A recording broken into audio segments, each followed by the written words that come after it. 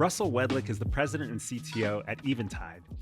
He has the rare but highly coveted combination of a BS in electrical engineering and an MS in music engineering. With 18 years working at Eventide under his belt, this guy builds award-winning music production products with his eyes closed. Early on, he was the lead sound design engineer for the Space Stomp box, known for insane effects and new types of reverb. Later, he oversaw the transition of Eventide's extensive legacy code base to modern programming that ushered in the famed H9000, the studio-grade effects powerhouse that's influenced each and every one of us without knowing it, via soundtracks, film, and tons of music. More recently, Russell led the research and development of the tonal transient structural split for the Split EQ and Physion plugins, which is a fancy way of saying he invented a new category of audio control that led to punchier drums without making them louder, clearer vocals without harshness, and thicker bass without muddiness. Plus, he enjoys playing the bass guitar, experimenting with synthesizers, and building and riding mountain bikes. Hey, Russell, good to have you here. Hey, thanks for having me. Did I get any of that right? Pretty much. It's Physion. And that, it looks like Physion. So you got it right. I think we got it wrong. Well, thanks for that. So, you've got a lot of technical expertise and now leading the company as president as well. A cool combination. But when you first meet someone on an airplane and they ask you what you do, what do you tell them? Sometimes I say I make rock and roll. Yeah. And then they say, oh, okay. And they stop talking to you. Or they say, what band do you play with? And I'm like, oh, wait. And then I get into I make the gear and yada, yada. Yeah. What do you tell them about the gear and about the company? Like, how do you break it down to somebody who's maybe not as technical or an engineer themselves? Oh, I talk about the hardware first, because I said, when you see people on stage and there's a bunch of boxes at their feet that they step on, Eventide makes one of those boxes. Yeah, and that's usually cool, because that's something people have seen, right? Right. Yeah, definitely. So let's take it up one more level. Say you're talking to maybe an artist who knows a little bit more about some of the types of effects and synths and sounds that they could be playing with, but don't know Eventide specifically. How do you break it down to them? Oh, I might say, that guitar sound that Eddie Van Halen had back in the 80s that sounded like a cool chorus, but it wasn't really moving, and you always wondered how he did that. That was Eventide. Oh, that's good. That's cool. They probably get it from there, huh? Pretty much, yeah. So we've been at NAMM recently, the big musical instrument trade show. How does Eventide fit into the musical instrument and gear landscape? How do you guys see yourselves? We're a legacy digital audio effects company. So we've been around since 1971. The founder and the head engineer invented pivotal equipment for the recording industry, right? So they invented the first digital pitch shifter.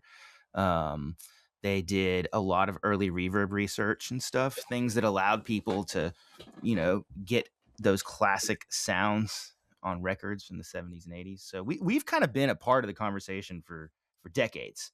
And so it's pretty natural we fit in at NAMM because we make gear for recording engineers, right? That's where we started. But now that music has become a little more democratized, we've done the same. We make everyone's a recording engineer, right? You can record in your house. You can play out anywhere you want. So we make those tools for players and musicians, producers, that kind of stuff. Yeah, let's get into it a little bit. I like to think in terms of each company's contribution to the music tech world.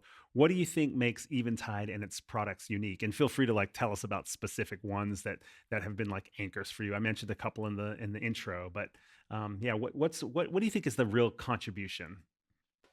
I would say the core value of Eventide is curiosity. Love it. The founder, Richard, to this day, is one of the most curious people I've ever met. And I'm not saying, not that he's curious, weird, no, but he has curiosity to look at things in such unique ways. He's actually a radio guy. He loves ham radio, right? So he's into this. He loves these podcast things. Uh-huh. So that I would say just being curious about manipulating an audio signal, right, is the foundation of Eventide. What can we do now that we know what's possible on the bleeding edge? And it's been that way for decades. And because of that, they were like, what would it be like if we could actually change the pitch of a sound without having to like run tape across the room?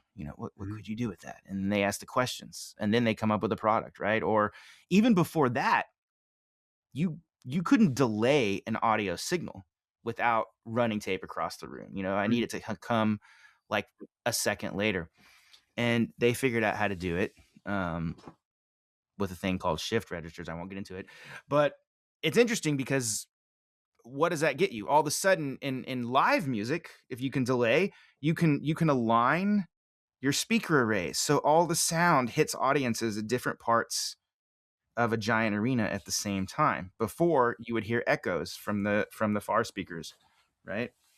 But if you can delay because you know the speed of sound, then that helps. Also, the way they used to do reverb in the studios, like old plate reverbs, they need a little bit of space to sound sweet, right? For it to sit just right, and so the delays helped there. That was even early in the '70s. So yeah, I mean, I could keep going through every decade.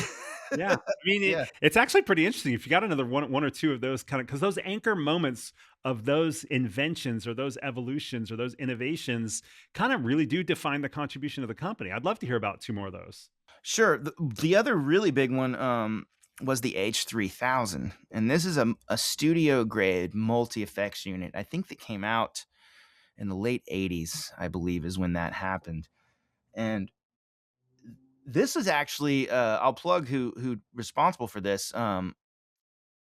Tony had hired some young engineers in the early '80s, Ken Bogdanowitz and Bob Belcher, um, and Dave Durr, and the three of them were primarily responsible for this box. But it has 100 different, we call them algorithms or programs, whatever, but very unique sounds, very very nice sounding special effects from realistic reverbs. And it had like some of the first pitch shifters, and not only a pitch shifter but an intelligent pitch shifter. So if you put the key and the scale right in Mhm. there, it knows. So I'm going to do a little bit of music theory here. Yeah, that's all right. It knows, if it knows whether, if I know I'm in the key of G major, right, and I tell it to shift to third, it knows whether to flat my third depending on what note I'm playing, right? Oh, wow. So that was they did that stuff way back then, and so that ends up on like Steve Vai, like Passion and Warfare and stuff, right? And Has an effect on the sound and the culture eventually. yes, yeah, Yeah. and then everyone hears it, and these were very expensive. These are like the price of a car back then. Wow. So they were unobtainium. It was aspirational gear. Like, Yeah. big studios had this stuff, and people would hear records and it's like, how does he do that? How does Steve Vai getting that sound? Or even like even like tweaky little things with pitch shift. Like if you use pitch shift on the order of cents, little bits, not like thirds or fifths, little bits. And if you pitch shift the left in a stereo field, the left versus the right, a little bit different, like maybe -9 cents, maybe +9 cents, right? You get this really nice sense of space and stereo spread. So you'll have these subtle little things like I talked to the engineer for Cyndi Lauper, who I think he's talking about like the shaker on Time After Time. It's just it's a simple song, right? With really nice ingredients. And that's just like this little flavor that really gives you the space and the percussion. So that was possible because of a box Tony invented called the H910. Huh. Yeah. I've got a question. I see behind you there's a bass guitar and a drum set. You're obviously a musician. Yeah, he's like leaning Yes. over so you can see it. Yeah. um, Yes. and I'm curious, like, how do you? I mean, these things they're funny because they're like they're sonic, they're acoustic, they're processing and digital. There's all this little, in a sense, I'm almost saying like they're theories. They're almost philosophical. You almost like you have to have this idea of sort of like what can we do with sound? How does somebody like you or the founder of your company, how do you guys ideate a concept of what you're even going to implement? I mean, it's probably not that dissimilar from writing songs. Um, you study and you practice and you develop a set of tools, uh, ways of thinking, abilities, things like this, right? You acquire skills and you master them. and then you go out to try to create something new, and sometimes it's frustrating. You're staring at a blank sheet of paper, but you put one foot in front of the next. You try something, take a breath, you listen to it. Do you like it? Do you not like it? And then you take the next one and the next one, right? And some of it does start with something you hear, and some of it does start for me with math or something I think could be possible, Mm, right? So yeah, it is. It's like, like I have an idea for like a bass riff, and I play it and I hit it and I track it, right? And then I'm like, oh man, what would the groove be for that? And then I go try a couple different grooves, and then I find the beat, and then I'm like, where does the beat sit? And then I want to move does the snare drag? How does it need to feel? And then you start layering on top. So a lot of times when you're thinking about gear, for me, my technical background is DSP engineer. That's digital signal processing engineer, right? So for me, it will start at the sound, right? And so that's math, and I'll come up with something. And when I hear something that I've never heard before, from just fiddling and fiddling from one step to the next, that's when I go, I've never heard this before. This could be a thing. And it's usually pretty rough. It's pretty rough around the edges. It's like I read this book by the head of Pixar. He calls them ugly babies, and this is a very critical creative. This is a very critical time in creative development. You do not want to. You want to save your ugly babies. So you got to find the right people to get in front of to get feedback, and then eventually you figure out, well, all right, I can use this. They can use this. We need to put a set of constraints and parameters around it such that it's worth money to somebody else, because that's how we make our living. right. And Yeah, that's cool. usually about 10% of the way into the project. Well, it's good at some point early on. Yeah. Early on. Yeah. Yeah. Yeah. So Eventide's announced something a little different. You're re-releasing Music Mouse, which is this 40-year-old computer program that was made by Laurie Spiegel. And for those who don't know, it's this program that came out for Atari, Amiga, for Macintosh, for computers in 1986. You move your mouse around the screen and it plays complex, beautiful patterns. Russell, why are you releasing this? Re-releasing this? Well, Laurie is very important to early electronic music. We're all not even that early, but she was at Bell Labs. She has pieces on the gold record billions of miles away on Voyager right now. So if we all disappear and there's intelligent life out there, they're going to hear Laurie's composition. Nice. Right? So I don't know. It makes sense that you want to preserve the work of someone who's representing humanity. Yeah. Right? So and it only worked, on the old Macs, the old Macintoshes. And it was written in a language called C, which we still use to this day. So it's worth preserving, right? Yeah. Yeah. It also seems like we're in a moment of time where music creation is exploding. New generations are learning to play or compose or create music in ways that nobody fathomed 40 years ago when she was playing with this mouse as instrument, basically, Yeah. or as controller. And there's a lot of interactive websites and apps and things where like you're just touching things and sounds are coming out. You may not know what you're doing. Of course, there's the whole AI conversation, which we'll get into later. But it's kind of interesting that in some ways it's old and in some ways it's right on time. Yeah. People are sort of wanting to interact, and it's nice because something that we thought was old hat is a discovery phase to lots of new people, because maybe they didn't have time to go to music school or take classes, when they were kids, and life gets away from you. Yeah, yeah. Let's talk about some more recent products or features from Eventide. What's most exciting right now that we haven't talked about? Let's see, what have we done? I mean, COVID on, we've done a couple of cool projects. One of them is it looks like a guitar pedal. It is a guitar pedal, but it's so much more. It's called the H90, and that was a project that I project managed and led. It was kind of a weird experience because I was telling somebody else, outside of some of the algorithms, which are what our term for the sort effects, the sound effects, and they're all themed. Like here's a, this is a hall type reverb, and this is a analog delay, stuff like that, right? And some of them have silly names like Crush Station. Yeah. Rock and roll names. Yeah, which honestly, I thought I came up with this name because it's a distortion algorithm, and back in a couple of years ago, and I thought it was pretty clever. And then I realized that there's a monster truck called Crush Station, and it's the Monster Lobster. It's the Boston Monster Truck. But whatever. Some ideas for the design team there. Yeah. So the H90 runs all this stuff, right? And so it really was me looking at the spirit of like something like the H3000 and trying to shrink it down and make a box that's going to be fun to use and has all the power of Eventide, like high quality studio effects, things that, like I said, were unobtainium for people. Now you are accessible. You can get them and use them at your feet, use them with your guitar, use them with your synth, use them with your bass guitar. I do stuff like that. So that was a 2022 project. A more recent one we did is this reverb called Temperance. And this is very unique. This is very Eventide. Reverb is the sound of spaces.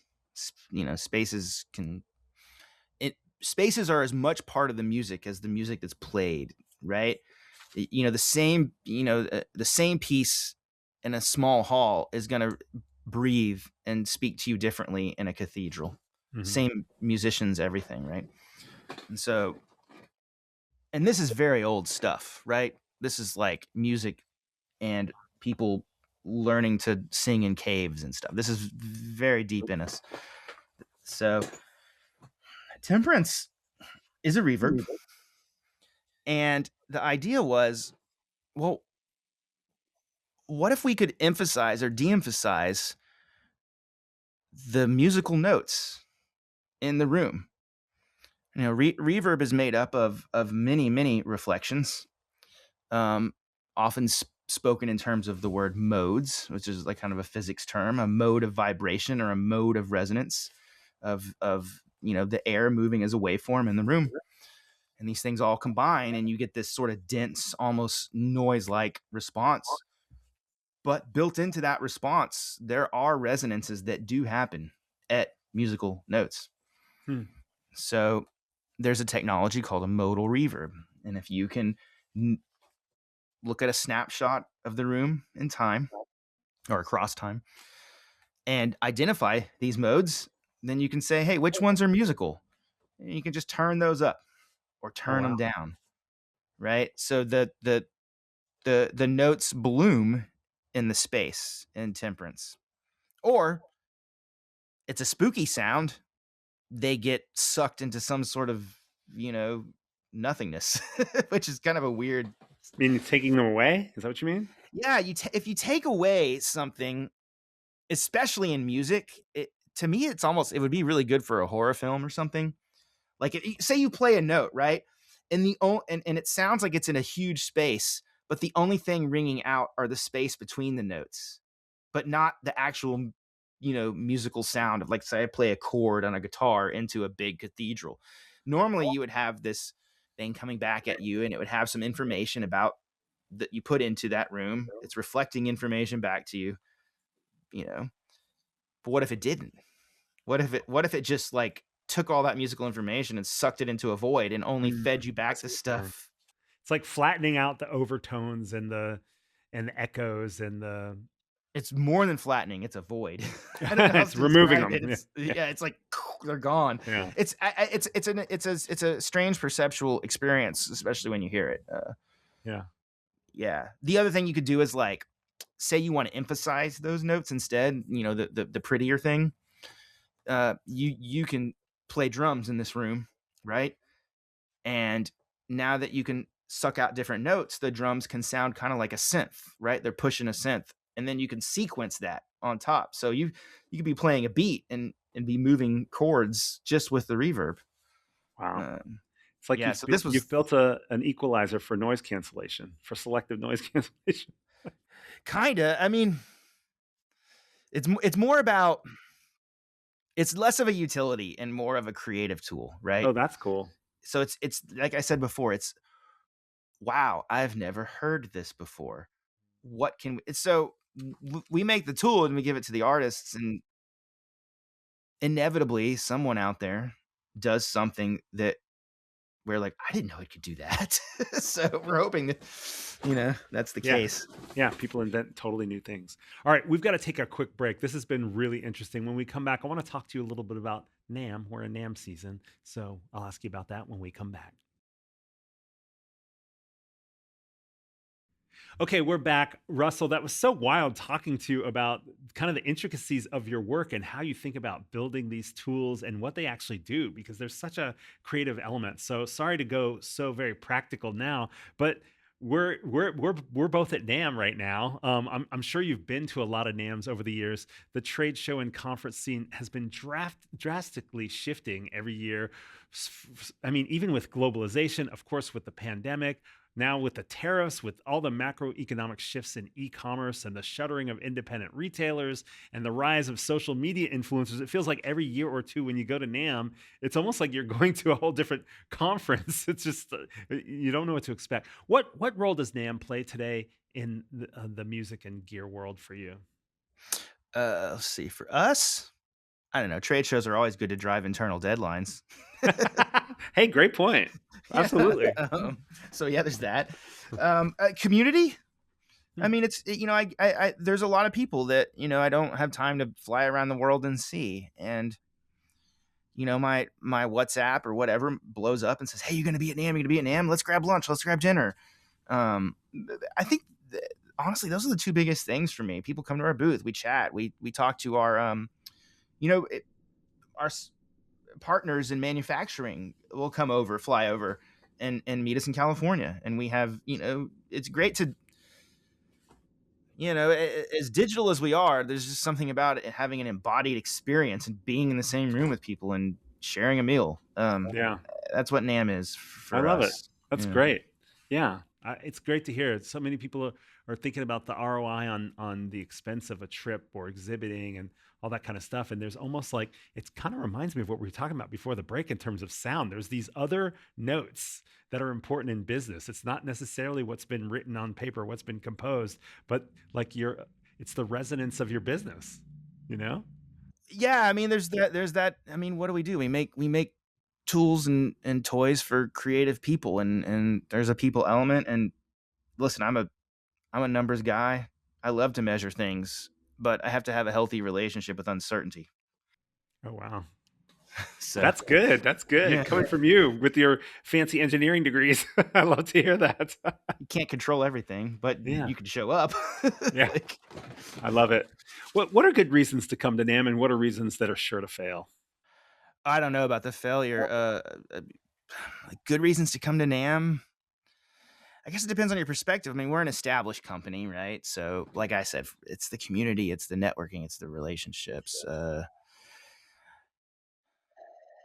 If I was doing a startup in the music industry, I think would be very tough.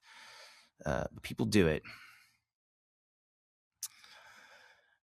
I don't know if NAMM is going to have it this year. They used to have this basement, and I used to love going down there because you could see like all the the like certain things in their infancy, right?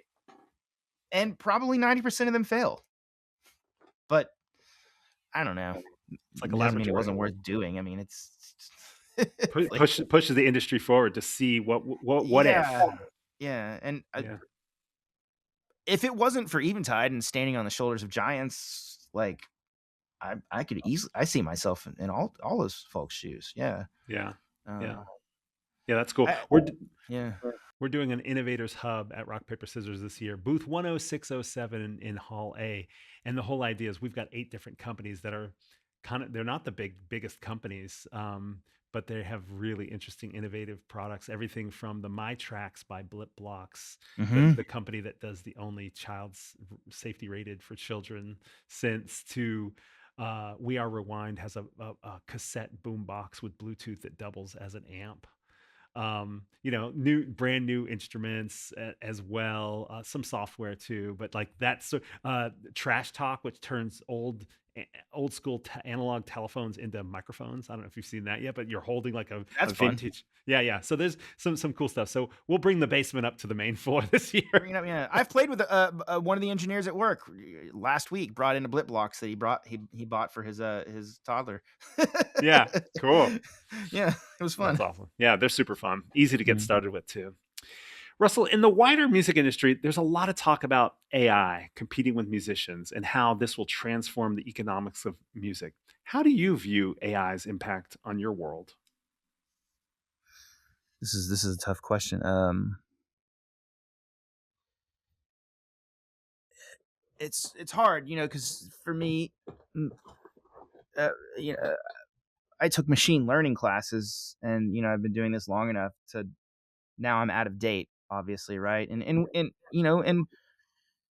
when people say AI, my engineer brain kind of knows what they're talking about. They're talking about some system based on neural networks, and I know how those work. We use them here and there, and but it's such a big term. Are we talking about chatbots, which are large language models, or the music variation thereof? I do think for musicians, it's so. I think I don't know. I hesitate to be a prophet. I'm not that. We're not that kind of company, right? We're not big. We're not. I have no clue. Um, I think that there's fear, and I think that there's opportunity. And I said this in another podcast recently too, and it stuck with me. And I'm gonna say it again. One of our partner companies, and the guy who used to be my signal processing boss at Eventide, started his own company called Newfangled Audio. And he said something to me, I don't know, a couple of years ago. He said, he goes, I think fear and creativity are opposites. It's impossible to be creative when you're afraid. And that's what I think about when it comes to AI. There are things to be afraid of. Some of these things are very powerful and can make things that sound like whole songs. Um, but I don't think we should stop being creative, Hmm. right? Um, I think it's going to change us. I think, but who knows where it's going? I mean, it could just be like anything. It could be hype. I just Hmm. don't know. It is very powerful. I've seen, play with Suno, and you're like, okay, well, there's something here. I think about it a lot. Like someone could take our effects, train a whole model on it, right? I mean, it is an incredibly wasteful way to do some of the sounds we can do, right? Because it's like, all right, we're gonna go do it we're gonna train a model. And I know that they're using thousands of times more computations than I would use to do the same sound, Hmm. right? And so there's that kind of side where it's like, oh, how much water are they using? How much electricity are they using? Yeah. I Just I've but you have no control, like I said, so it's uncertainty. yeah.